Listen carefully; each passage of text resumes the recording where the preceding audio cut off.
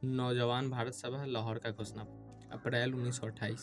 शहीद भगत सिंह और भगवती चरण वोहरा ने नौजवानों और विद्यार्थियों को संगठित करने का प्रयास 1926 से ही शुरू कर दिए थे। अमृतसर में 11, 12 और 13 अप्रैल 1928 को हुए नौजवान भारत सभा के सम्मेलन के लिए सभा का घोषणा पत्र तैयार किया गया। भगत सिंह इस सभा के महासचिव और भगवती चरण वोहरा प्रचार सचिव बने। नौजवान साथियों, हमारा देश एक अव्यवस्था की स्थिति से गुजर रहा है। चारों तरफ एक दूसरे के प्रति अविश्वास और हताशा का साम्राज्य है। देश के बड़े नेताओं ने अपने आदर्श के प्रति आस्था खो दी है और उसमें से अधिकांश को जनता का विश्वास प्राप्त नहीं है। भारत की आज़ादी के पैरोकारों के पास कोई कार्यक्रम नहीं है और उनमें उत्साह का अभाव है। चारों तरफ अराजकता है, लेकिन किसी राष्ट्र निर्माण की प्रक्रिया में अराजकता एक अनिवार्य तथा आवश्यक दौर है।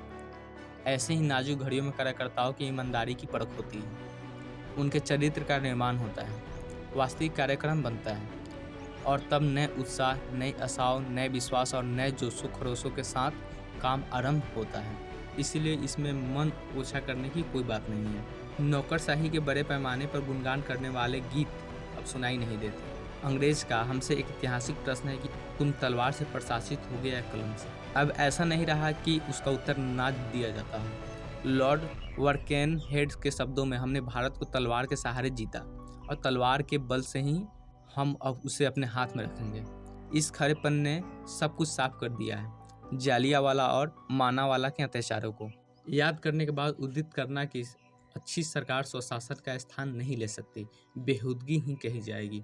यह बात तो स्पष्ट है। भारत में अंग्रेजी हुकूमत की दी हुई सुख संपदाओं के बारे में भी दो शब्द सुन लीजिए। भारत के उद्योग धंधों के पतन और विनाश के बारे में बतौर गवाही क्या रमेश चंद्र दत्त, विलियम डिग्बी और दादा भाई नौरोजी के सारे ग्रंथों को उद्धृत करने की आवश्यकता होगी? भूमि तथा खानों के बावजूद आज भारत सबसे गरीब देशों में से एक है। कि भारत जो अपनी महान सभ्यता पर गौरव कर सकता था, आज बहुत पिछड़ा हुआ देश है, जहाँ साक्षरता का अनुपात केवल 5% है।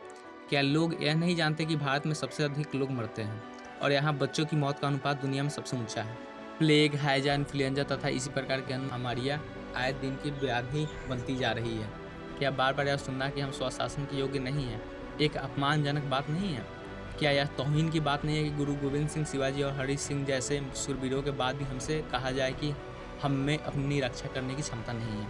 खेद है कि हमने वाणिज्य और व्यवसाय को उसकी शैशवावस्था में ही कुचल जाते देखा है। जब बाबा गुरुदत्त सिंह ने 1914 में गुरु नानक स्टीमशिप चालू करने का प्रयास किया तो दूर देश कनाडा में और भारत आते समय उनके साथ अमानवीय व्यवहार किया गया और अंत में बजबज के बंदरगाह पर उन साहसी मुसाफिरों का गोलियों से खूनी स्वागत किया गया।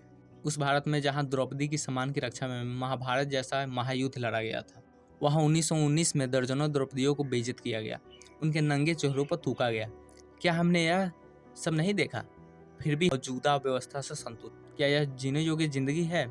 क्या हमें यह महसूस कराने के लिए कि हम गुलाम हैं और हमें आज़ाद होना चाहिए किसी दैविक ज्ञान या आकाशवाणी की आवश्यकता है? क्या हम अवसर की प्रतीक्षा करेंगे या किसी अज्ञात की प्रतीक्षा करेंगे जो हमें महसूस कराए कि हम दलित लोग हैं? क्या हम इंतजार में बैठे रहेंगे कि कोई देवी सहायता आ जाए या फिर कोई जादू हो जाए कि हम आज़ाद हो जाएं? क्या हम आज़ादी के बुनियादी सिद्धांतों से अनभिज्ञ हैं? जिन्हें आज़ाद होना है उन्हें स्वयं चोट करनी पड़ेगी। नौजवानों जागो, उठो, काफ़ी देर सो चुके। हमने केवल नौजवानों से ही अपील की है, क्योंकि नौजवान बहादुर होते हैं, उदार एवं भावुक होते हैं, क्योंकि नौजवान भीषण अमानवीय यंत्रणाओं को मुस्कुराते हुए बर्दाश्त कर लेते हैं और बगैर किसी प्रकार के हिचकिचाहट के मौत का सामना करते हैं, क्योंकि मानव प्रगति का संपूर्ण इतिहास नौजवानों, भूमियों तथा औरतों के खून से लिखा गया है, क्योंकि सुधार हमेशा नौजवानों की शक्ति, साहस, आत्म बलिदान और भावनात्मक विश्वास के बल पर ही प्राप्त हुए हैं। ऐसे नौजवान जो भय से परिचित नहीं हैं और जो सोचने के बजाय दिल से कहीं अधिक महसूस करते हैं। क्या यह जापान के नौजवान नहीं थे जिन्होंने पोर्ट ऑर्थर पर पहुंचने के लिए सूखा रास्ता बनाने के उद्देश्य से अपने आप को सैकड़ों की तादाद में खाइयों में झोंक दिया था? और जापान आज विश्व के सबसे आगे बढ़े हुए देशों में से एक है। क्या यह पोलैंड के नौजवान नहीं थे जिन्होंने पिछली पूरी शताब्दी भर बार बार संघर्ष किया, पराजित हुए और फिर बहादुरी के साथ लड़े, और आज एक आज़ाद पोलैंड हमारे सामने है? इटली को ऑस्ट्रिया के जुए से किसने आज़ाद किया था? तरुण इटली ने। युवा तुर्क ने जो कमाल दिखलाया, क्या आप उसे जानते हैं? चीन के नौजवान जो कर रहे हैं उसे क्या आप रोज समाचार पत्रों में नहीं पढ़ते? क्या रूस के नौजवान नहीं थे जिन्होंने रूसियों को उद्धार के लिए अपनी जानें कुर्बान कर दी थी? पिछली शताब्दी भर लगातार केवल समाजवादी पर्चे बांटने के अपराध में सैकड़ों हजारों की संख्या में उन्हें साइबेरिया में जलावतन किया गया था। दोस्तोयेवस्की जैसे लोगों को सिर्फ इसलिए जेलों में बंद किया गया कि वे समाजवादी डिबेटिंग सोसाइटी के सदस्य थे। बार बार उन्होंने दमन के तूफान का सामना किया, लेकिन उन्होंने साहस नहीं खोया। वैसे संघर्षरत नौजवान थे, और जब सब जगह नौजवान ही निडर होकर बगैर किसी हिचकिचाहट के और बगैर लंबी चौड़ी उम्मीद बांधे लड़ सकते हैं, और आज हम महान रूस में विश्व के मुक्तिदाता के दर्शन कर सकते हैं। जबकि हम भारतवासी हम क्या कर रहे हैं? पीपल की एक डाल टूटते ही हिंदुओं की धार्मिक भावनाएं चोटिल हो जाती है। बूतों को तोड़ने वाले मुसलमानों के तजिए नामक कागज बूतों का कोना फटते ही अल्लाह का प्रकोप जाग उठता है, और फिर वह नापाक हिंदुओं के खून से कम किसी वस्तु से संतुष्ट नहीं होता। मनुष्यों को पशुओं से अधिक महत्व दिया जाना चाहिए, लेकिन यहाँ भारत में लोग पवित्र पशु के नाम पे एक दूसरे का सिर फोड़ते हैं। हमारे बीच और भी बहुत से लोग हैं अपने आलसीपन को अंतर्राष्ट्रीयतावाद की निरर्थक बकवास के पीछे छिपाते हैं। जब उनसे अपने देश की सेवा करने को कहा जाए तो वे कहते हैं, श्रीमान जी, हम लोग जगत बंधु हैं और सार्वभौमिक भाईचारे में विश्वास रखते हैं। हमें अंग्रेजों से नहीं झगड़ना चाहिए, वे हमारे भाई हैं। क्या खूब विचार है, क्या खूबसूरत शब्दावली है, लेकिन वे इसके उलझावे को नहीं पकड़ पाते। सार्वभौमिक भाईचारे के सिद्धांत की मांग है कि मनुष्य द्वारा मनुष्य का और राष्ट्र द्वारा राष्ट्र का शोषण असंभव बना दिया जाए, सबको बगैर किसी भेदभाव के समान अवसर प्रदान किए जाए। भारत में ब्रिटिश शासन इन सब बातों का ठीक उल्टा है, और हम उससे किसी प्रकार का सरोकार नहीं रखेंगे। अब दो शब्द समाज सेवा के बारे में। बहुत से नेक मनुष्य सोचते हैं कि समाज सेवा हमारी सभी बीमारियों का इलाज और देश सेवा का सबसे अच्छा तरीका है। इस प्रकार हम देखते हैं कि बहुत से ईमानदार नौजवान सारी जिंदगी गरीबों में अनाज बांटकर या बीमारों की सेवा करके संतुष्ट हो जाते हैं।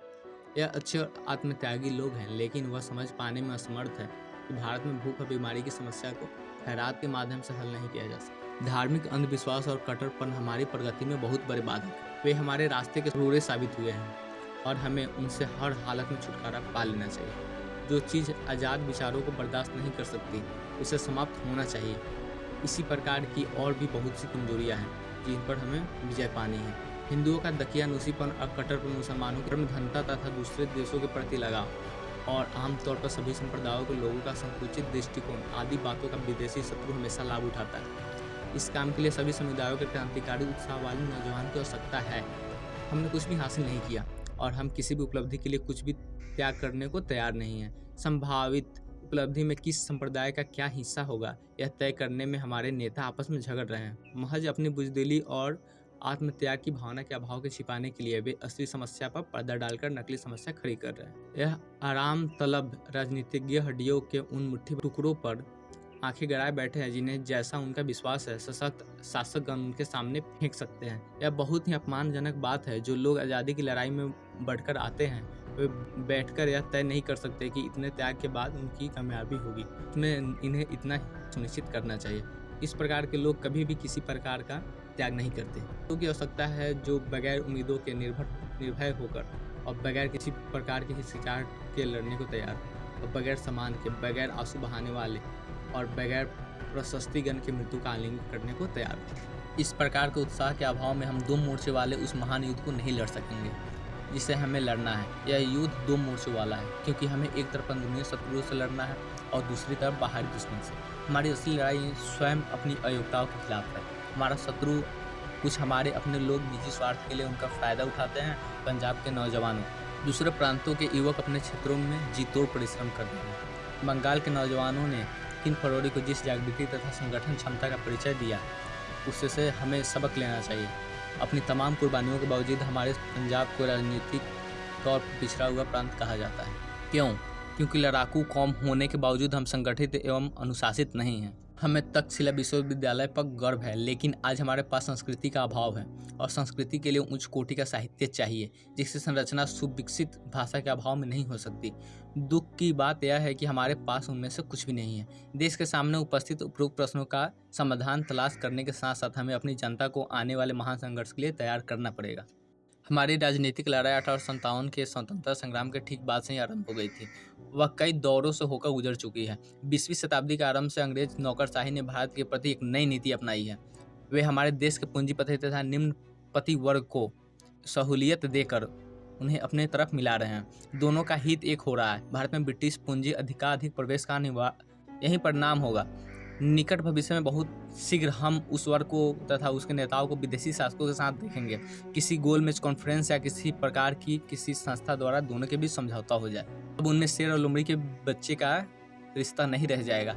समस्त भारतीय जनता के आने वाले महान संघर्ष के भय से आज़ादी के इन तथाकथित पैरोकारों की कतारों की दूरी बगैर किसी समझौते के भी कम हो जाएगी। यद्यपि हमारे नेताओं ने बहुत से सुझाव दिए हैं, लेकिन जनता को जगाने के लिए कोई योजना पेश करके उस पर अमल करने का किसी ने भी साहस नहीं किया। विस्तार में गए बगैर हम यह दावे से कह सकते हैं कि अपने उद्देश्य की पूर्ति के लिए रूसी युवकों की भांति हमारे हजारों मेधावी नौजवानों को अपना बहुमूल्य जीवन गाँव में बिताना पड़ेगा और लोगों को समझाना पड़ेगा कि भारतीय क्रांति वास्तव में क्या होगी। उन्हें समझाना पड़ेगा कि आने वाली क्रांति का मतलब केवल मालिकों की तब्दीली नहीं होगी, उसका अर्थ होगा नई व्यवस्था का जन्म, एक नई राजसत्ता।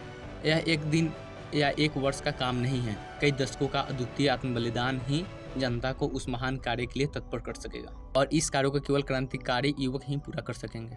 क्रांतिकारी से अर्थ सिर्फ एक बम और पिस्तौल वाले आदमी से अभिप्राय नहीं है।